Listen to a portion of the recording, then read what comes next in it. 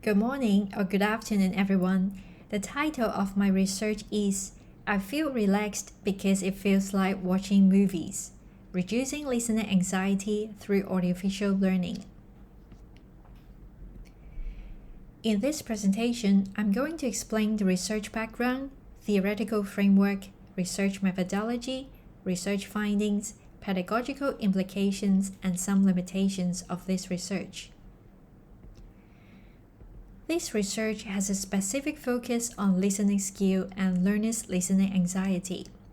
As an EFL teacher, I noticed that listening is the weakest skill of my learners, and in the practice examinations of the IELTS preparation course, the scores in the listening section are rather low.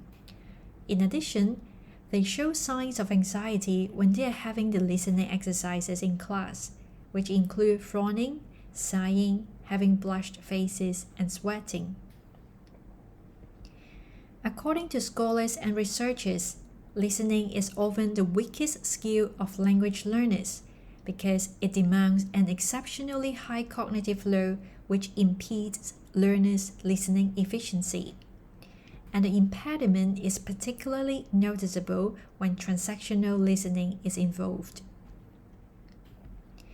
Previous research found that learners felt anxious if the listening material was not supported by visuals, and their listening anxiety has the highest negative correlation with their performance among the 4 language skills.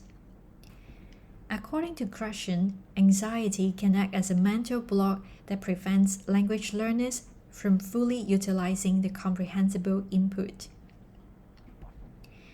This research employs the cognitive theory of multimedia learning as the theoretical framework. According to the dual-channel assumption, learners have separate systems to process visual and auditory inputs. If one of the channels is overloaded, teachers can help learners transfer the essential processing demands to another channel. Therefore, when learners are presented with visual aids while they are listening to an audio soundtrack, the cognitive process can be distributed across the visual and auditory channel, which contributes to the offloading effect. The cognitive theory of multimedia learning suggests that visual input can reduce listeners' cognitive load and enhance their listening performance, and thereby prevents the occurrence of anxiety.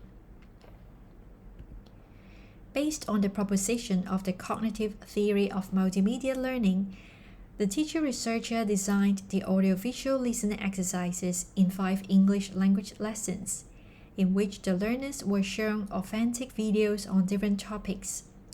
These videos were with voiceovers, captions or subtitles, and background music, and they were about 2 minutes long. Learners work in pairs on the listening tasks after watching the videos. This research collected data by observing learners' facial expressions and emotions during the in-class listening exercises, as well as through conducting individual semi-structured interviews with 4 learners. The research participants were Chinese EFL learners aged 18 to 20 at the lower intermediate level.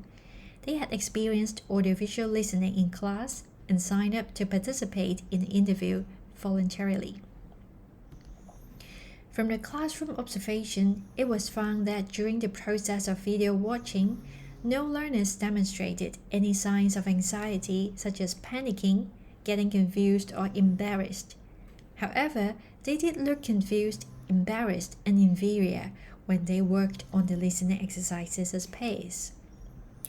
Based on the responses of the semi-structured interviews, it was found that learners perceive audio-only listening as tense and nerve-wracking, while they regarded audiovisual listening as relaxing and less stressful. In addition, they felt a sense of joy when working with a partner. Overall, the majority of interviewees found audiovisual listening exercises as well as pair work less anxiety-provoking. According to the interviewees, the audiovisual listening is less anxiety-provoking because they have visual cues which enhance comprehension. In addition, video watching is associated with relaxation. The interviewees also regarded paired listening activities less anxiety-provoking because they can discuss answers and have interactions, which make the learning experience more relaxing and joyful.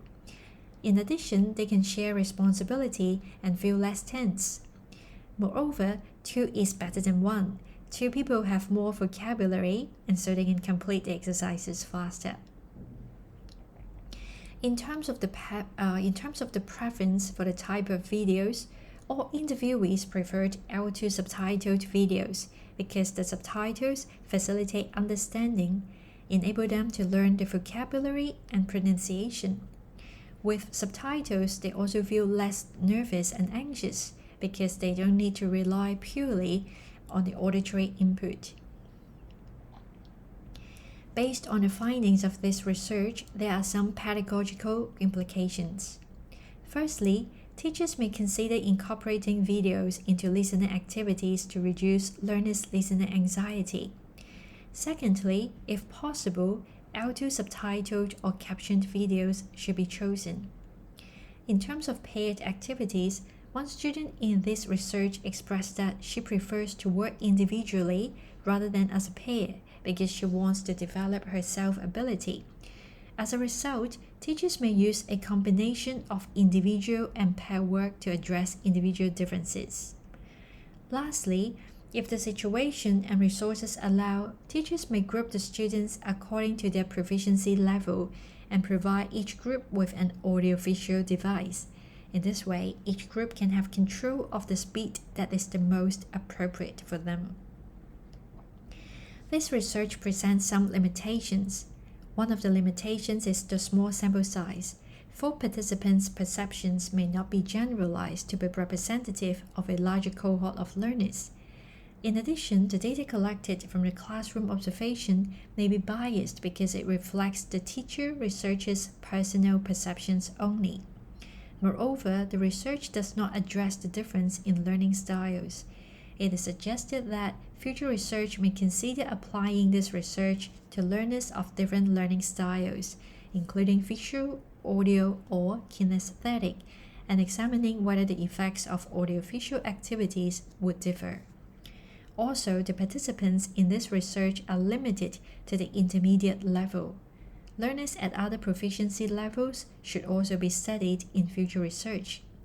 In terms of the pair work arrangement, the students in this research are free to choose the partners, that is, to have randomized grouping. Further research can be conducted on purposeful grouping, in which the teacher would pair the students based on their proficiency level or learning style. This is the end of my presentation. Thank you very much.